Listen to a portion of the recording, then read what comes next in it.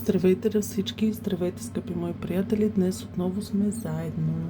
Това, което съм ви подготвила, е по-скоро информиращ и подсказващ за бъдещето разклад, като ще работим с енергиите и с зодиакалните знаци, като тук няма да правим подробни анализи, а просто ще видим какво предстои, какво се дава лично за нас като енергия за края на този месец и началото на март месец. Ще ги слеем и така момента и в бъдеще, т.е. до края на март месец ще погледнем в любовен аспект каква е енергията и в работен аспект. Тези ключовите неща може и, разбира се, допълваща енергия от висшите сили, съвет, поука, начин да се справим с създала се ситуация. Ще е накратко, но се надявам да е полезно за вас. След като кача това, ще има и отново в секция публикации предложения за предстоящата тема. Ще работя само с межарканите, с богините и, разбира се, с обща таро колода, където има и малки и межаркани, за да видим всичко. Мисля да го направим последният начин, за да не изпусна някоя зодия. Ще го разделя на определените енергии и групи. Ще започнем с огъня, след това с въздуха, водата, земята. По този начин мисля да ги структурирам, за да може да не пропусна някого, без да искам, разбира се. И предлагам да започваме. Огнените са наистина доста нетърпеливи като характеристика. Това, което исках да кажа, отново непрестанно ми се пише как да се свържа с вас, какво трябва да направя, за да ме включите в изчистванията или в отработките. Обяснявам, за да се направи индивидуална отработка, трансформация, изчистване, както и вие да го наричате. Се прави първо лична консултация, за която ми пишете във Viber. Има два варианта, от които вие да си изберете по-кратък и по-дълъг. Консултациите са обстойни, не само информиращи, отговарящи на вашите въпроси, но и много обстойни, именно за да се види къде са блокажите, стагнациите, има ли външен негатив, влияние, извършвани ритуали. Прави се този подробен анализ, отговаря се на вашите въпроси. След това вече се започват безплатните отработки, чистения, които аз правя за вас абсолютно безвъзмездно. Който желае, може да ми пише в Viber. Номера го има под всяко едно видео, ще го има и в това. Отново призовавам да се пише в Viber. И отново обяснявах, до момента как се случват нещата. Нека сега да започнем.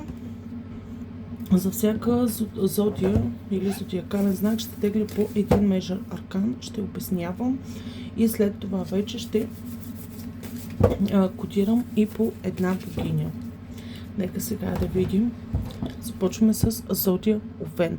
Да кажем, от нея зависи кога попадате на това видео, разбира се, то ще е най-вече да обхване март месец, тогава овните вече имаме и рожденици от тях, но за сега кодираме, да кажем, от 19-20 март, 18, зависи кога ще бъде качено, извинявам се, февруари, 18-19 февруари до към средата на март, да кажем до към 20 март, да обхване един месец, нали? За да видим какво се случва. Каква е енергията за зодия Овен? Много трудно. Енергията на дявол имаме тук за овните, което ясно символизира, че ще бъдат изправени пред тежки избори и решения. Енергията на дявола за тях също така съставлява и показва изкушения. Неща, които трябва да пуснат, неща, които трябва да променят. Този месец е бил изключително труден за повелителите на огъня, защото е трябвало да се сборят със себе си. Дявола, казват, е прилежащ към Скорпиона, но за мен доста се прилича на Овена, тъй като овните са много импулсивни, много емоционални, много командващи, много лидерски настроени, но и доста често попадащи в клопка, именно водени от своята първичност, така да се изразя. Тук дявол символизира, че този месец е изключително важен да се обърнете към духовното, да поизчистите, така да се изразя, хората около вас или енергиите около вас, защото в последно време някой изпада в изкушение. Това може да са някакви хазартни зависимости, алкохолни или влизането, да съм в помощ на някой, който е в това отношение. Вие взимате в момента една чужда енергия, която не е добра. Дявол също така подсказва през този месец да сте доста по-разумни и прагматични в своите избори, да не избързвате с абсолютно нищо. Довършваме вашата енергия с 3 карти. И ще видим в любовният аспект какво се дава. Отново Major Arcana, The High Priestess, както ви казах, тук говорим за нещо наистина съдбоносно във вашия жизнен път, нещо ключово, нещо, което може да е извършено преди. Тук има наличието на някакъв негатив, на нещо, което трябва да бъде изцелено, трансформирано или променено. Усещам, че има дами, които гледат за своя партньор, който е в тази зодия. И тук наистина вие самите може да помогнете на него чрез вашата лична отработка, защото тук трябва нещо да се научи през този месец, нещо трябва да се изясни. Много е духовна енергията, но също така е много токсична. Затова вижте ли казва, че това е месец, в който вие широко да отворите очите и да премахнете това наличие на негатив, което си дава.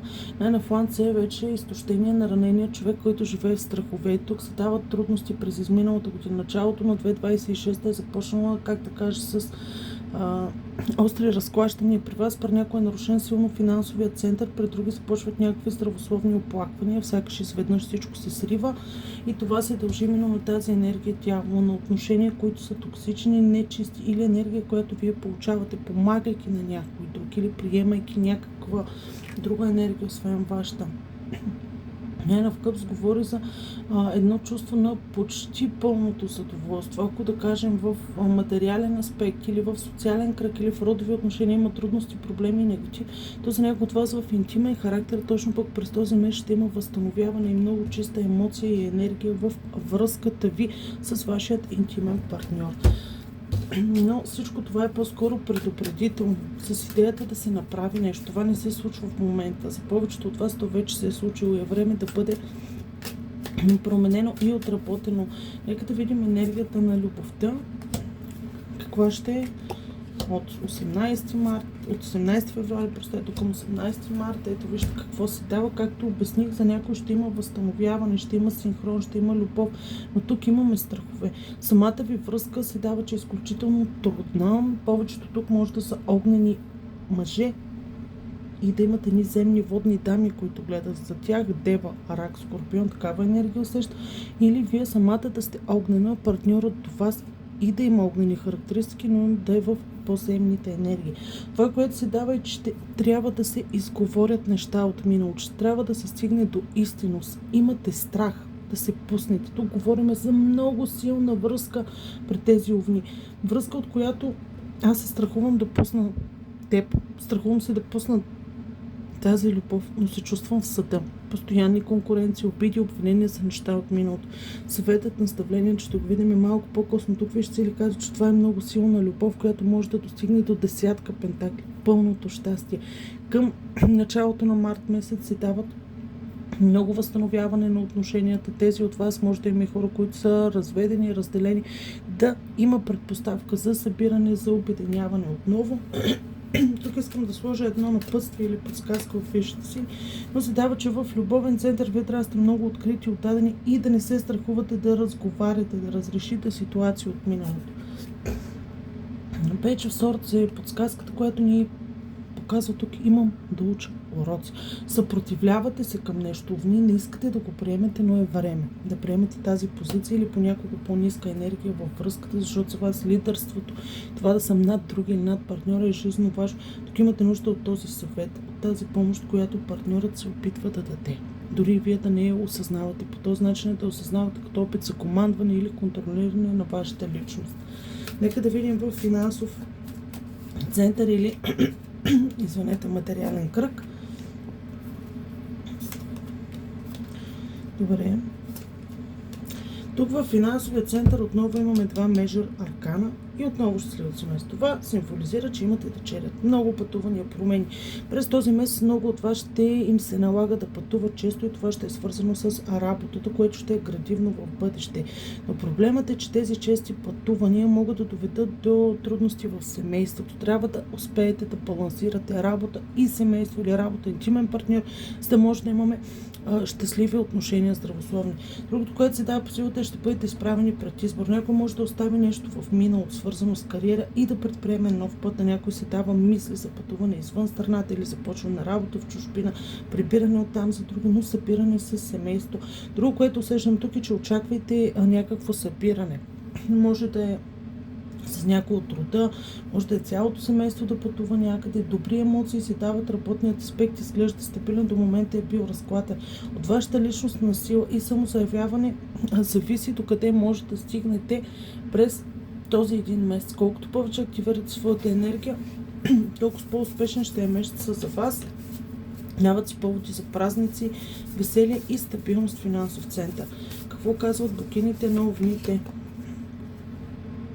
И е мания, златна възможност. В момента пред теб се отваря много важна врата. Премини през нея. Овни, точно това имах предвид и аз. Идва момент на огромна положителна трансформация, която ще е много градивна за вас и това в работен аспект или личностно да вдигне вашата енергия ще се отрази много здравословно и на отношенията в семейството.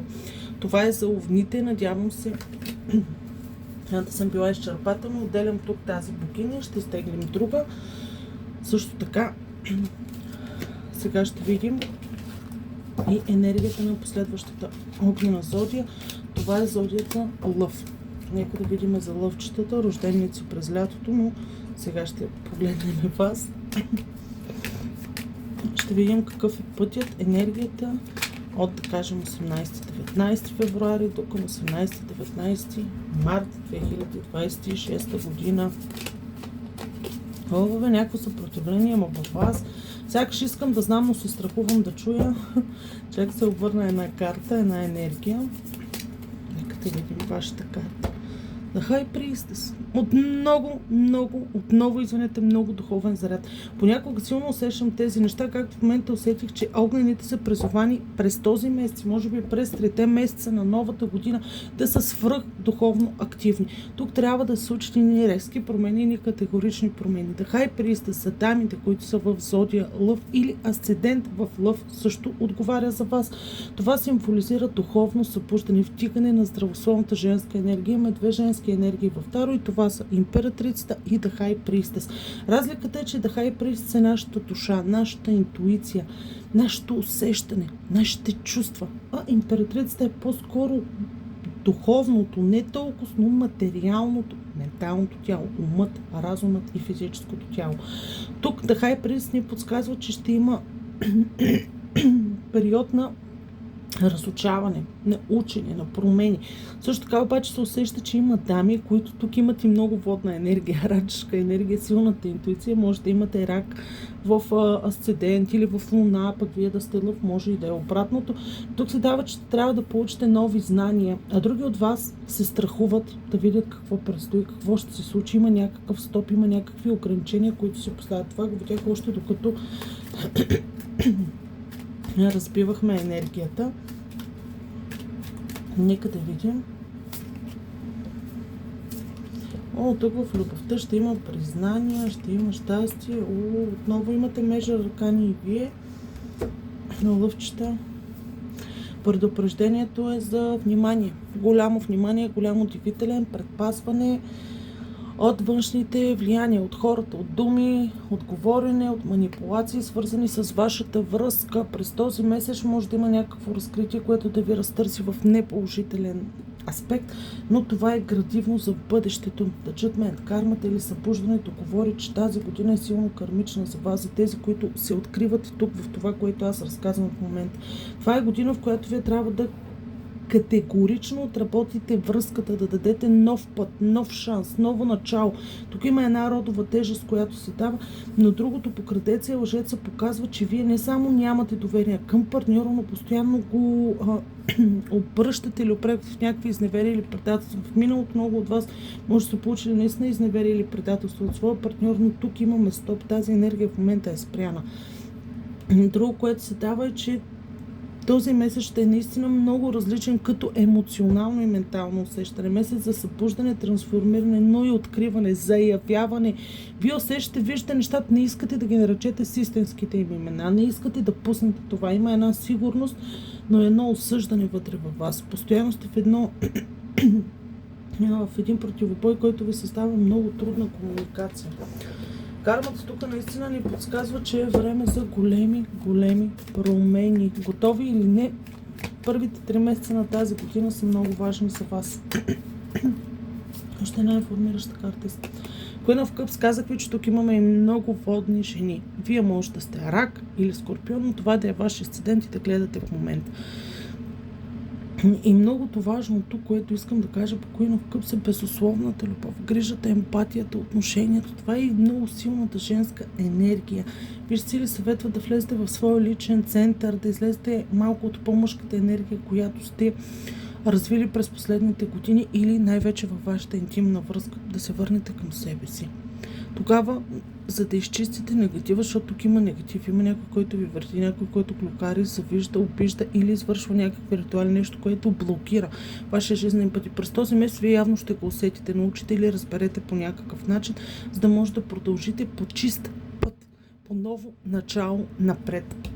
Като ще има нужда, разбира се, от духовна отработка. Нека видим в тази връзка какво случва. Тук има двойния пламък.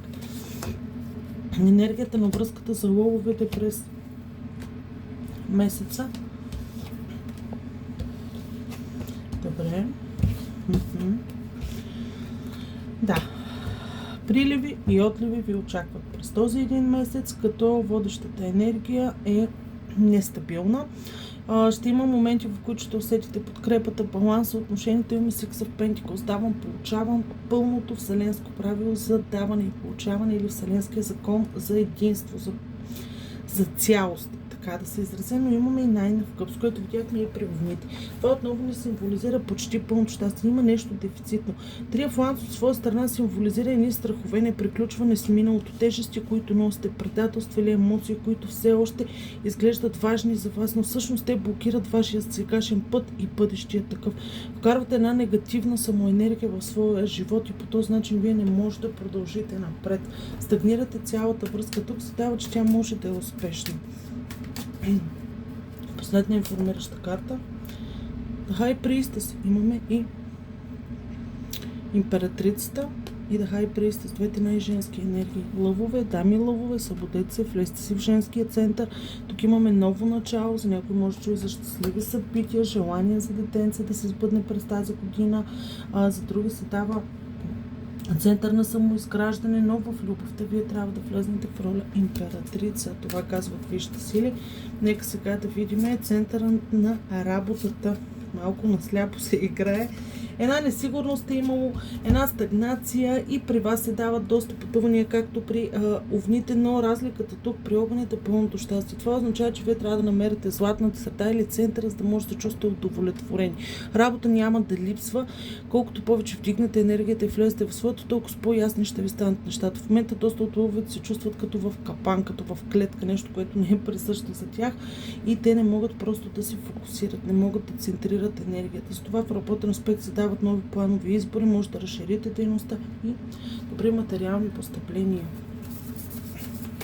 Богинята за вас, посланието за вас, Артемида, закрилниците и любимите ти хора сте в безопасност и имате духовна закрила. Невероятна енергия, но отново подскажа, тук в любовен център или в родови център има някакъв негатив.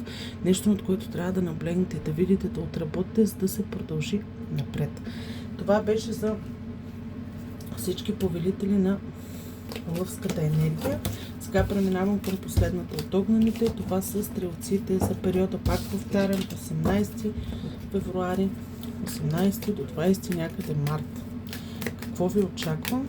Какво ще се случва тук? Уж казах накратко, но пак съм многословна. Се обичам да обясня, да разясня, да кажа това, което усещам. Енергията на стрелците. За съжаление имаме отново дявол, точно както при Овена. Усети го, обясни го и то не веднъж по време на това четене, че огнените през месец февруари, март и за мене и април е изключително важно да променят, да трансформират, да изчистят стари модели, връзки, отношения или навици. Нещо тук много ви блокира. Това ще е месец на изкушение, на изпитание и на събуждане отново. И за стрелците, както беше и при овните, като тук кардиналното или различното, което аз усещаме, че тук има повече дами в тази енергия, които искат да направят промяна. Има нещо във вас, което е изпепелено, което е свръх огнетено в миналото, което е една болка, която се опитвате да превъзмогнете, но тя продължава да тежи или да е водеща във вашата лична енергия. Нека да видим. Да, връзката. Чудесно, чудесен заряд имаме. Бягате от себе си, опитвате се да прикриете истинските си чувства. Това са много добри семейни родови отношения, много добра енергия в интимната връзка. Но илюзиите, това е живее в един театър или в един свят, който искам да имам, усещам, но не съм там на 100%. Месеца предупреждава за събуждане. Състояние, в което вие трябва да видите и да се изправите пред собствените страхове и проблеми. Семейството е подкрепа, родът излиза като щит, партньора като сила, която ви дава от своята енергия и влизате в една компилация. Но проблема е, че когато излезнете от било родовите връзки или от тази връзка, останете сама себе си, вие имате една разрушителна, самоатакуваща се енергия. Трябва да се направи кардинален избор или кардинална лична промяна във вас. Дявол идва тук и той ви погубва. Той стои с вас още през миналата година, като в нейните среднокрайни месеци, можете от октомври, ноември, към декември, те има някаква тежък разрив, загуба, трудно нещо, което е индивидуално и лично изживяно само от вас на много високо ниво. Нека да видим в любовен център. Тя е много добра енергия с стрелците. Това може да ме кара само да се радвам. Тук стрелците в любовта ще спътват мечти. Може през този месец да постигнат нещо, което са желали. Може да е някаква почивка само с партньора. Може да е влизане в правилните роли във връзката. Императора символизира, че вие можете да сте огън с огън във връзка. Или просто вашия партньор от вас самата, чрез вашето поведение, да е идеализирал в правилната енергията на мъжа. Императора, бащата, силата, съпруга, закрилата, отговорността, хармонията, но и защитата. Лутате се тук, понякога ви е трудно да разграничите кой е вашия партньор. Всъщност понякога се държи детски, понякога доста авторитарно. Вие се опитвате да намерите златна среда, да намерите баланс и през този месец ще е добре да активирате фул познаване още по-дълбоко на партньора, за да се стигне до един стабилен синхрон. Подсказката искам да е тук за вас, стрелци, за да видим енергията. Да, King of Swords, лутането, въздушният мъж, близнаци, водолей, везни или огненият император имаме. Тоест, вашия партньор може да съставлява в своята натална карта и много въздушна енергия в асцендент, луна или в Венера. И тук той малко действа като едно дете, което не е сигурно от какво точно има нужда. За да се припокрие, така да го нарека.